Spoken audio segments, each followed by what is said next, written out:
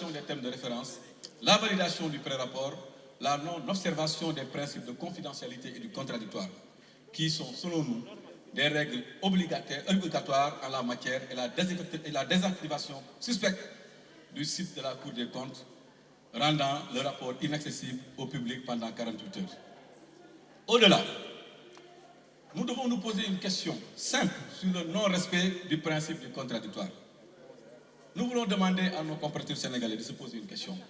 Comment un rapport aussi important concernant la gestion des affaires budgétaires et financières de notre pays sur les 5 dernières années, comment ce rapport a pu être établi et publié sans que les personnes et administrations concernées n'aient reçu la moindre notification leur permettant d'apporter les observations, voire leurs contestations?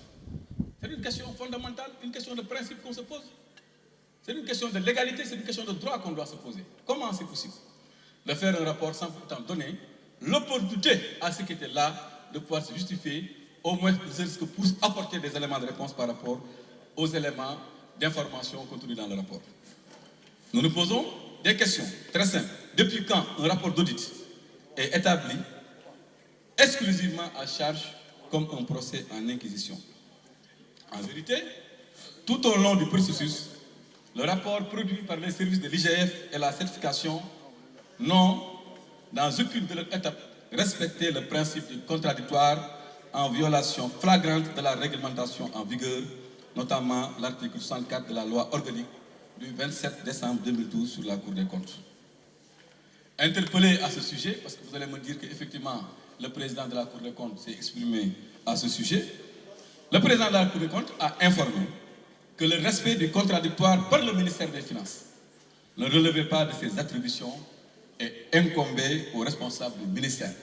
Donc là, on se veut très clair, nous n'avons pas de grief particulier par rapport à la Cour des comptes, parce que la Cour des comptes a fait son travail, son interlocuteur, c'est le ministère des Finances, mais charge au ministère des Finances de pouvoir donner la parole aux anciens du régime pour qu'ils puissent expliquer et donner leur avis par rapport à ça.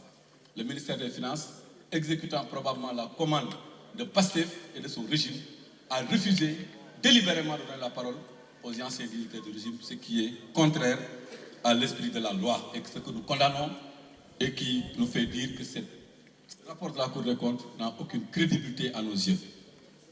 Il convient d'attirer d'ailleurs instamment l'attention du Fonds monétaire international et tous les partenaires sur cette question fondamentale et exiger que le gouvernement du Sénégal y apporte une réponse claire et précise. Par ailleurs, il faut noter que deux versions, nous disons très clairement, deux versions du prétendu rapport circulent depuis lors dans le pays. Nous tous, nous l'avons vu. Les gens n'en parlent pas, mais c'est ça la réalité. Sur Internet, nous avons vu deux rapports qui circulent. L'un qui est signé et l'autre qui n'est pas signé. Et nous pensons qu'un rapport signé est plus crédible qu'un rapport qui n'est pas signé. Mais il est important que vous soyez entretenus sur le contenu du rapport qui a été signé. Donc pour dire que dans la version dite provisoire, ne figure guère les données relatives à la dette bancaire. Parce que cette histoire de dette bancaire-là, qu'on nous parle de 2 000 milliards, ne figure pas dans le rapport qui a été signé. Car la Cour des comptes, dans ce rapport signé, elle-même a avoué n'avoir pas les moyens matériels de tracer les opérations de remboursement. C'est pourquoi nous disions qu'ils ont mélangé les opérations de trésorerie avec les opérations de dette. Dans la version définitive, ce qu'ils ont mis sur Internet qui n'a pas de signature, les montants, curieusement, apparaissent avec comme désignation dette bancaire hors cadrage ou dette cachée. Mais compte tenu des montants en question et des interrogations et commentaires soulevés, la Cour des comptes a l'obligation et le devoir de communiquer pour expliquer comment elle a remplacé le terme opération de trésorerie par dette bancaire hors cadrage. Ça, c'est une question de droit et nous prenons la balle au rebond parce que c'est le premier président de la Cour des comptes qui dit lui-même qu'ils sont prêts à communiquer avec les populations. Donc nous leur donnons des pistes de communication. Ils n'ont qu'à nous expliquer ce qui se passe entre ces deux rapports. Maintenant, à propos de la saisine du Fonds monétaire international par l'APR, parce que vous tous, vous avez vu ces derniers temps, on avait informé que l'APR avait saisi le Fonds monétaire international. il faut qu'on vous explique le principe.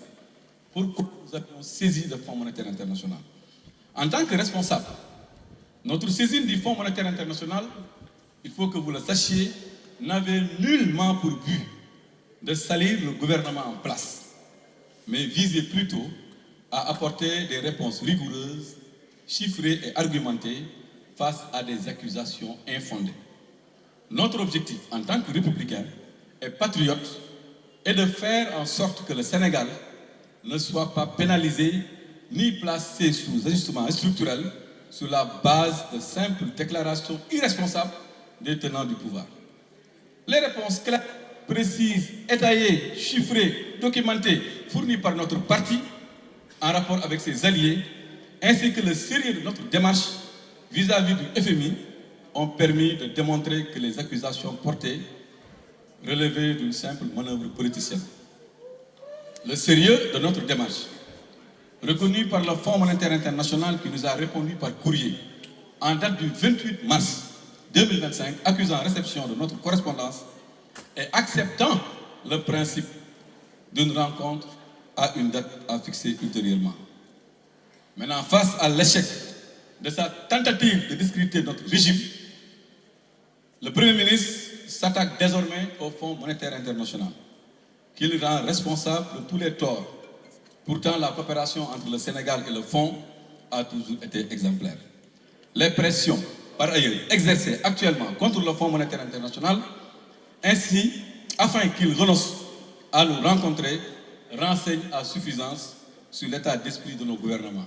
Mais qui a peur d'une rencontre entre nous et le FMI? Qui a peur de cette rencontre? Et pourquoi ils ont peur de cette rencontre? Ils n'ont qu'à nous laisser voir le FMI.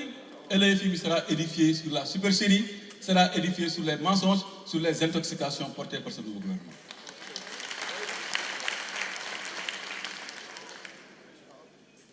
De la défaite maintenant du régime de PASTEF dans la bataille de l'opinion jusqu'à la tentative d'instrumentalisation de la justice, il y a beaucoup de choses à dire. Le parti PASTEF a tenté de mobiliser l'opinion publique autour du prétendu rapport allant jusqu'à lancer un appel à une marche nationale pour exiger la mise en accusation du président Macky Sall. Dans cette logique de manipulation, le pouvoir en place a cherché à instrumentaliser la rue en appelant les Sénégalais à descendre massivement pour exprimer leur indignation et demander la comparution du président Macky Sall devant la Haute Cour de justice pour haute trahison. Vous vous rappelez, vous tous, de l'appel à la marche nationale d'indignation? Où en est-on avec la marche, avec cette marche? C'est parce que simplement, ce stratagème politicien fondé sur une exploitation abusive d'un document encore sujet à caution n'a simplement suscité aucun écho auprès des citoyens qui ont refusé catégoriquement de marcher parce que ce qu'ils disent n'est pas conforme à la réalité, n'est pas conforme à la vérité. Le peuple, désormais plus lucide face aux manipulations, aux mensonges et aux campagnes de désinformation, a clairement refusé de suivre cet appel. Ils avaient dit, parlons-en dans les grandes places, parlons-en dans les dares, parlons-en dans les mosquées, parlons-en dans les TikTok, faisons une marche nationale, faisons une marche internationale, faisons une indignation internationale, cherchons le consensus national pour que le peuple lui-même sorte pour demander à ce que le président Macky Sall soit traduit à la Haute Cour de justice. Mais ça a fait personne n'a répondu à cet appel. Face donc à l'absence d'adhésion populaire, aux conclusions du rapport controversé, le pouvoir maintenant semble désormais s'orienter vers une instrumentalisation de la justice. Comme nous disons, comme que le peuple la justice est instrumentalisée avec l'Assemblée nationale. En témoigne alors un projet aussi fantaisiste que son porteur visant à engager une procédure de mise en accusation du président Macky Sall sur laquelle le parti reviendra ultérieurement. Par ailleurs, et c'est pour terminer, nous avons pris note de la saisine de la division des investigations criminelles par le pôle financier.